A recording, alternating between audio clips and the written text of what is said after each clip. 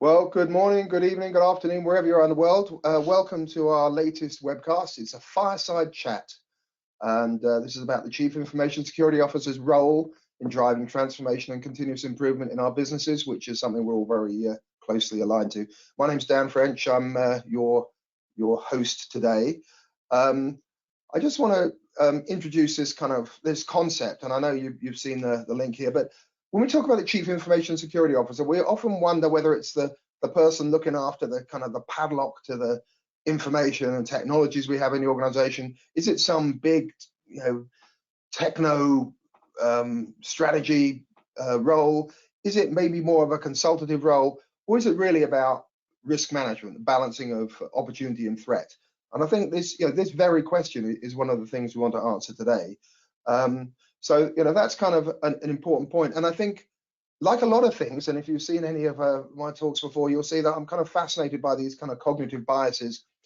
Like a lot of things, this question about what is the role of the Chief Information Security Officer, it's such an obvious question. We tend to jump to very kind of simple responses. And like a lot of things, the simple answers to complex questions are usually wrong, and the complex answers are more right, and that's why we have this road less traveled on the right hand side there. So that's what we're going to talk about today.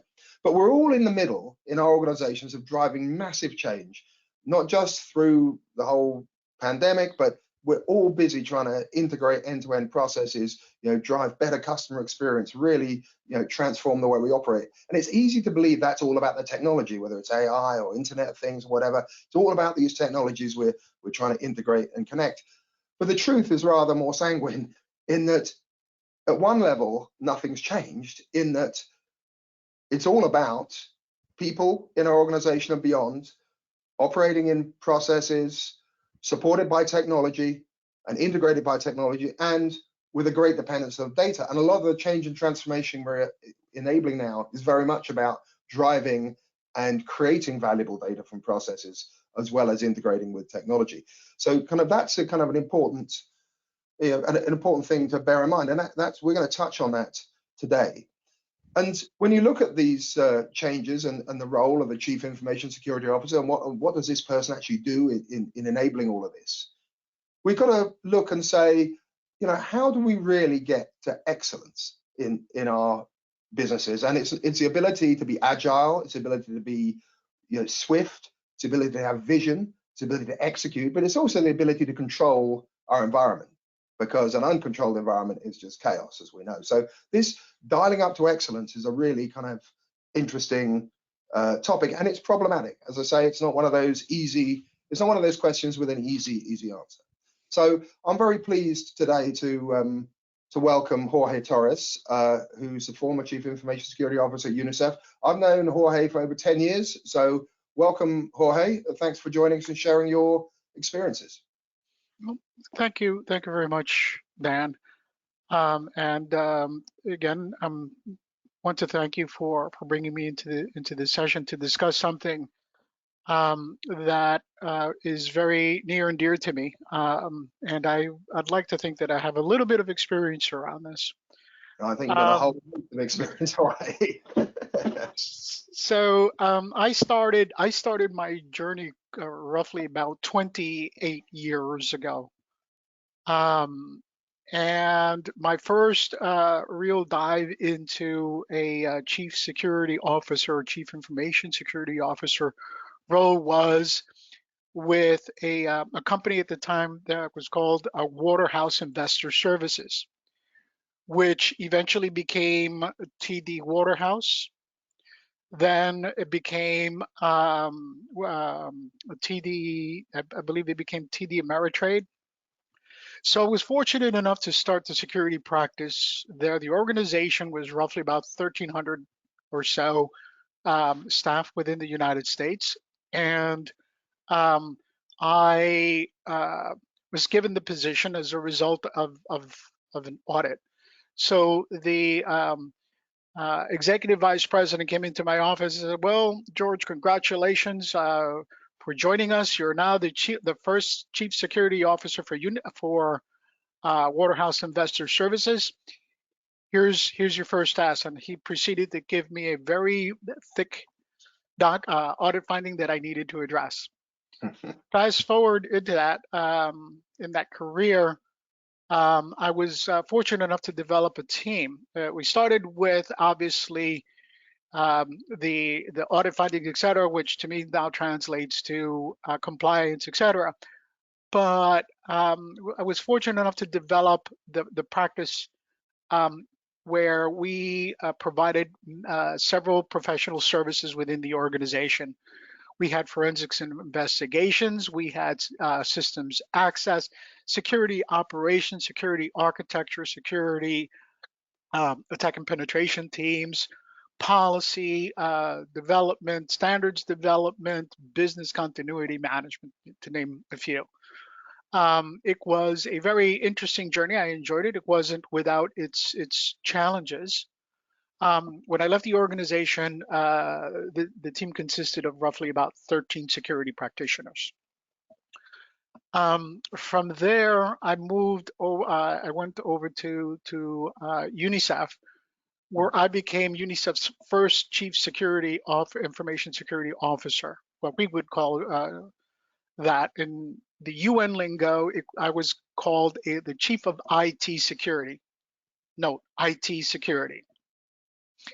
So, so I was able to, I started my next journey there, and I went from an organization that was American owned to Canadian owned, with cultures that were very similar, and then moved into an international organization where we had over 15,000 staff and consultants in over 300 plus countries. So needless to say, I went from a small organization to a moderately sized organization, one that was national to one that was international. And during that time, I quickly realized that the model that I had was fortunate enough to work with and develop for Waterhouse would not work in the UN. One size when it comes to security does not fit all. It really depends on the organization. It depends on the cultures. There are many, many drivers behind it. So from having that kind of level of responsibility, I went to a function that we provided professional services. At one point in time, I was the only security person in UNICEF supporting 15,000 plus people, and that was a bit of a challenge. I bet. So Jorge, this is a really great framing of this discussion. I just want to bring everyone into now. What are the topics we're going to be discussing? Because you've talked to us a little bit about a shift from one type of CISO to a global CISO. Yes. And these are the questions we're going to be discussing. We've got about another 20 minutes. It's a 30-minute session. We're respectful of your time, everyone. So these are questions we're going to talk through. I'm going to ask Jorge his view. And as we go through, if you have questions on any of this, which I'm sure you do, please use the GoToWebinar panel, ask the questions, and we will get back to you. And Jorge and I'll get back to you by email, almost certainly, because I don't think we're going to have time to do it in the session. But this is a really important topic. And so we're going to be talking about asking Jorge what's the role of the CISO. We're going to be talking about the role in driving transformation and change, winning hearts and minds, the old thorny reporting problem, and some of the kind of very specific sort of reputational and kind of current challenges that are going on. And then, yeah, so that's what we're going to go to. So with that in mind, I'm going to put a log on the fire, Jorge, because it's cold outside. So we've got a log on the fire. It's nice and warm. So that first question, what is the role of the CISO? Well, I would say part of it really depends on the organizational culture, what kind of organization the CISO is working with. There are some organizations that view the CISO as an IT person that is dealing with email security, with firewalls, etc. And then there are some organizations that view the CISO in a different or compliance, and others that view the CISO in a different role. For me, I have been in the industry for enough time to be fortunate enough to see change and be part of the change. For me, right now, I feel that the role of the CISO should be to be viewed as a trusted risk management business advisor. While the technology is very important, It's really there to support the business strategy, the operational business functions, and unless CISOs are seen as a business partner who speak the language, understand the industry, understand what they do, it helps in moving the security program forward. So for me, the role of the CISO, in my opinion, should be a risk manager that is viewed as a trusted business advisor to executive management. That's a really good point, Jorge, because sometimes people see any role with security in it as is somehow about risk elimination, but there's no such thing as risk elimination. It is about risk management, as you say, balancing opportunity and threat. So that's a really good start point.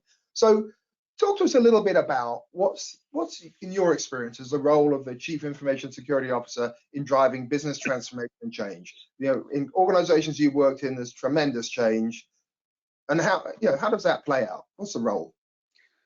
Well, in my first position as a CISO, my role was really more along the lines of make sure that we are meeting all of the regulatory requirements. That is where your focus is, and failure to do that, it puts the organization at risk.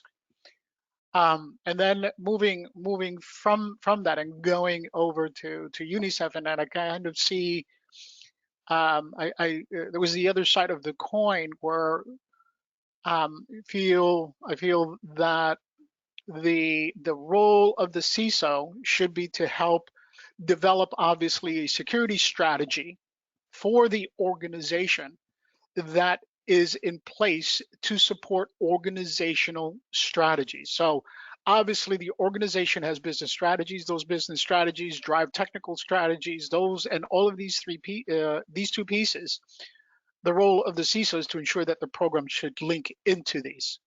The role there for us should not be to stop the change or the transformation, but to identify where the potential pitfalls are, where the risks are, and help guide the organization through that. And there are going to be areas that the organization may turn around and say, this is an acceptable risk. Fine. Yep. But as part of that journey, there are risks in doing things and there are risks in not doing things. So that's where the balance actually comes in. Our job is, or at least I feel that my job would be to help the transformation and change of the organization, but in a risk-aware manner. Yeah, that's a great point, and it kind of leads into this other question, which is coming up now. This idea of if you're supporting the business, you need a very broad coalition of stakeholders, and that's about winning hearts and minds. And obviously, when you see the job title, Chief Information Security Officer, people have some perceptions about what that might mean. So, in your experience, how do you go about winning hearts and minds and developing that coalition of stakeholders across the business such that you can be the trusted risk management advisor? Well, one thing that I learned some time ago, and I think this is something that any of us who have been in security for any period of time may agree with, is that we work very hard in trying to bring people to our understanding. We want to teach them about or enlighten them about security. That, in my experience, is not as effective as me sitting down and understanding the different lines of business. So for me, everyone, including IT, CIO, and the other areas, were all my clients. So I need to get to everyone's level, understand the different lines of business, obviously where the organizational strategies are. And when I sit down with a CFO, I need to speak business language around finances. If I'm speaking with a client of mine that is in HR, I have to speak HR language. So in doing that, I found that it was easier for them to see me as a partner because I was learning from them, and then during these discussions, instead of pushing security, I kind of would provide them guidance on things that they should be aware of and how this could affect their business units or the organization. So understanding them, seeing where their pressure points are, real or perceived, is important. And as a result of that, once I was able to do that, then there was a partnership there. And from my perspective, we need to demystify security. Security means different things to different people, and it's almost taboo to discuss that. So we need to make that something that is not a black box that people don't understand or intimidated by it, et cetera. And the only way you can do that is not to bring them to you, but you go to them. Yeah, so you almost have to be a chameleon rather than a Yes. comedian, obviously. Yeah, so to be able to understand all those elements and engage in all those elements of the business. Okay, so that's an interesting point. And the next thing I want to ask you is kind of quite sensitive, because in lots of roles at a certain level of seniority, people always get into the question about where should the role report. And I'm very conscious of the fact there's always an element of ego and vanity to this. So I'm asking you to, in any role, we will have a bit of that. So to whom should the CISO report, recognizing the fact that everybody wants to report to the chief executive? Well, I think this kind of goes back to an earlier point that I made. It depends. I'll start with that, and then I will end with ideally, in my opinion. So Okay. if you are, quote, a CISO, and again, the role of the CISO and the responsibilities associated with that, I find really are very broad within the industry. If the organization idea of a chief information security person is somebody who's watching email and making sure that they have the right bells and whistles in place to do what they need to do, in all probability, the CISO function may, in all probability, sit with IT under the CIO, because they see the CISO as an IT person. What they do is touch technology. They're bringing these things to the table, so they need to sit with the CIO. Um, in my and again, some organizations may place the role elsewhere. I've heard of cases where the CISO may be part of under auditing, because they may see it as a regulatory requirement, whatever the case may be. But I think at the end of the day, in my opinion, the CISO should be a senior, be viewed as a senior executive that is should be viewed as a peer to a CIO. And the reason, and other senior managers, and the reason why I say that is because the roles and responsibilities of a CISO and the roles and responsibilities of a CIO, there are many times where there is a bit of a conflict of interest.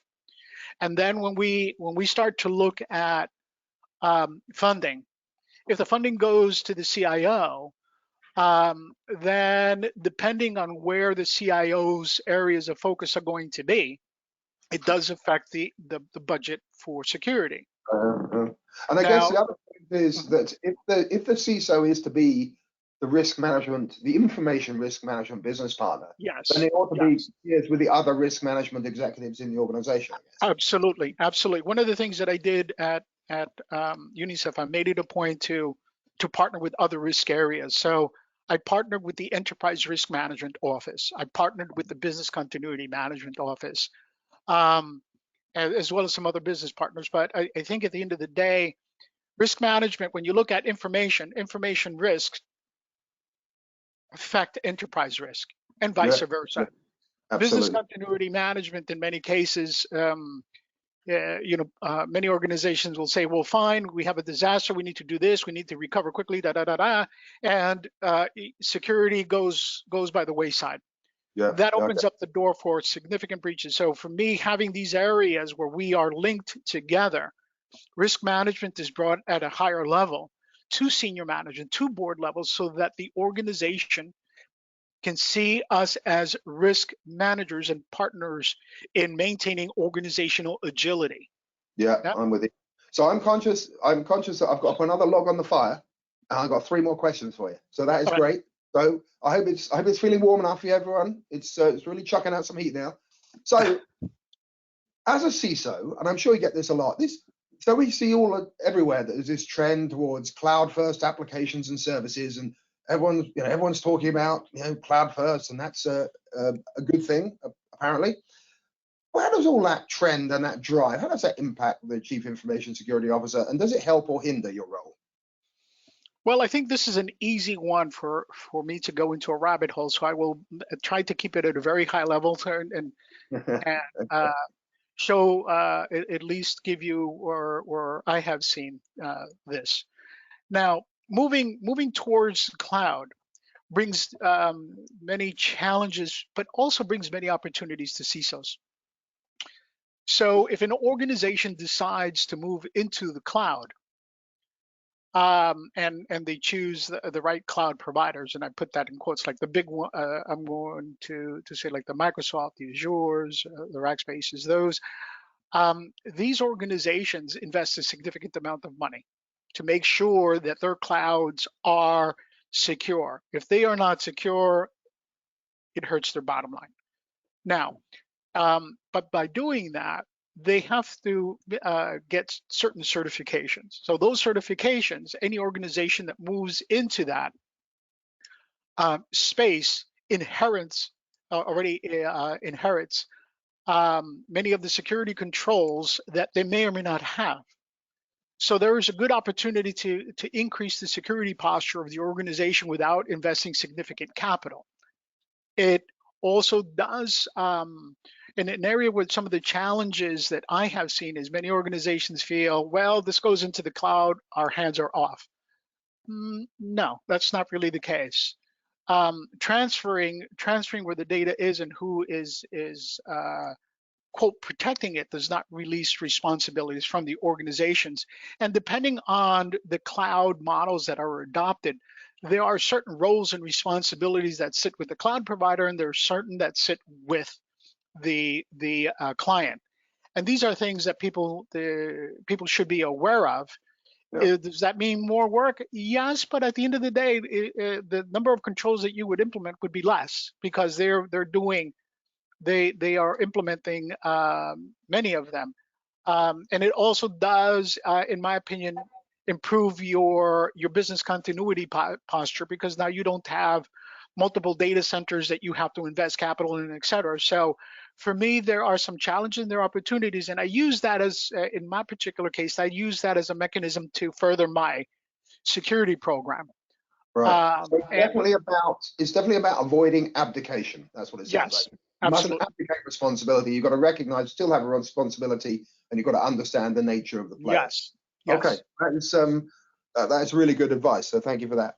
So we hear, there's a lot of perceptions, and we've talked about this before. You've already talked about the role of the Chief Information Security Officer is there to be a trusted business partner, a risk management advisor, and to support change, to enable change, to be an enabler of transformation. But there's also this sense sometimes, is it really about preventing change? And that's all about perceptions. And I think you've touched a bit on that with building your coalition, but how do you navigate those perceptions as a Chief Information Security Officer? Because I imagine it can be frustrating if people assume you're the guy that stops things happening.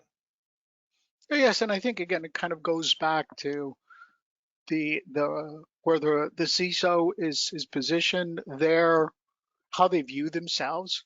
Like I said, I've done this for quite some time, and at first I viewed myself as the gatekeeper, the protector of the organization. So I'm familiar with, the change prevention piece, because I would ask people, well, did you do this? No. Here we go. But I found that over the years, if you develop these relationships with people, with your clients, with your stakeholders, then when you see certain things that you have to make the conscientious decision. It's easy to say no. It's easy to say, well, these pieces are missing but it's harder for you to provide guidance and say, well, there are, in doing this is fine, we can do this, but there are certain areas here that we should discuss and talk about, where there are potential business risks to you and or the organization. And let's flush these out a little bit more so that we can, see how we are going to address this. Right. So it's very much being an advisor without coming with preconceived notions. Then you can be more of enabling change rather than just being that guy who's we can't. Absolutely, you need to go in with an open mind. That's great advice. So I guess it's a kind of maybe our final question, but it kind of all relates to the same stuff here. You're a business leader in your organization, tasked with a major transformation program, end-to-end process change and transformation, all sorts of stuff going on. And they just say, Jorge, you've got a lot of experience as an information risk management advisor. What's the piece of advice? What's the one piece of advice you give to that person? Well, there are a couple, but I'll try to pull all of that together very quickly. Firstly, I think being a CISO, we need to keep an open mind. And we also need to realize that we don't have all of the answers. And for me, I always say I have more questions than I have answers. So we need to have an open mind, to listen to the business, understand the business, but also realize that we are constantly learning, and we need to learn on a daily basis. We need to learn from our staff just as much as we learn from our clients and we learn from our peers. And security, it's not an easy. It's not a job. It's a journey. And in that journey, you're going to grow. You are going to see change. If you don't like change, then my advice there is that you're probably in the worst field, because security changes every second. So be a student, be a teacher, be a mentor, learn. But it's not something your goals are not going to be achieved in 2 years or even 3 years time. I've been in security for roughly about, like I said earlier, 28 years. And during that time, I've been a CISO for 2 organizations. You can do the math. It's not an overnight. It's not an overnight profession, a profession that you are going to achieve overnight success. It's something that requires a lot of time and investment from a CISO to really be successful, I think, in what they do. That's really good advice, Jorge. Thank you. So it seems to me that, and you talked a lot about this, the being a trusted business partner, talking the language of the business, being open, being curious. It seems to me that what you're really advising is this kind of it's a teamwork game. So when you talk to your business leaders, your transformation leaders, it's like, how can we collectively, with our expertise, our knowledge base, and our resources, face the challenge and get to the pinnacle of this peak without too much damage to life or limb. So that's kind of how I think this image is quite a helpful one on that. And ultimately, what we're all trying to do, and this is why I'm so interested in this topic as part of business change and transformation, is as organizations, we need to have really good vision, scanning what's going on in our markets and how to develop the business. We need to be very agile. We need to be able to move fast. We need to be able to turn on a dime. We need to be able to accelerate, have speed, but we also need control, because without control, it's chaos. And to me, what you've described is this role of the Chief Information Security Officer. You're a key part of building that, that coalition of those qualities. And is that fair? Would you say that's a fair assessment? Yes, I would say that that's a very fair assessment. So with that, our 30 minutes is up. I really appreciate your time, Jorge. Please, those of you here, I know there's a whole people from all around the world. If you have any questions, if you haven't popped them in the GoToWebinar piece yet, we will get back to you by email. Jorge and I will share those. If you haven't got them in there yet, just pop me an email to that email address. I'll discuss them with Jorge. We'll get back to you. I hope you found this interesting and thought-provoking, because I think Jorge, with all his experience, shares a view of information security and information risk management that perhaps isn't that well understood. And we're all driving change, we're driving transformation, we're driving process integration. We need to have our Chief Information Security Officer on our side. So with that, I'd like to say thank you very much, Jorge. Thank you very much, everyone, for joining today. It's been fun. See you soon. See you.